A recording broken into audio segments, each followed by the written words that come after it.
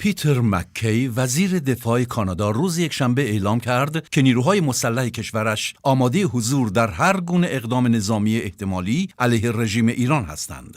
وزیر دفاع کانادا با اشاره به برنامه هسته‌ای ایران و تاکید بر اولویت دادن به راه حل‌های دیپلماتیک اظهار داشت: ما به دنبال یافتن راه حل‌های دیپلماتیک هستیم، اما در عین حال ما باید خود را برای مواجهه با هر گونه حادثه‌ای آماده کنیم و این چیزی است که وزارت دفاع کانادا آن را به طور جدی دنبال می‌کند. ما همیشه طرح و برنامه داریم و همواره آماده ایم. وزیر دفاع کانادا همچنین افزود نحوه برخورد حکومت ایران با مردم خود، برنامه‌های هسته‌ای آنها و نیز سیاست این رژیم در قبال اسرائیل، کانادا و دیگر کشورهای جهان را نگران ساخته است. وی در ادامه گفت: ما هم مثل دیگر کشورها این خطرها را جدی می‌گیریم و با دیگر شرکای بین‌المللیمان در این زمینه همکاری می‌کنیم. سیاست کشور کانادا در بحران‌های سیاسی و نظامی و اقتصادی بین‌المللی همواره با کشورهای آمریکا و اروپا همسو بوده است. این کشور در جنگ آزادسازی کویت نقش بسیار مهمی را ایفا کرد و در جنگ علیه تروریسم نیز نیروهایش را به افغانستان ارسال کرد. گفتنی است که روابط کانادا با جمهوری اسلامی پس از کشته شدن زهرا کاظمی، شهروند کانادایی ایرانی تبار، زیر شکنجه در زندان اوین تهران به سردی گرایید و پس از فراز و نشیب‌های بسیار نهایتاً رو به تیرگی گذاشت.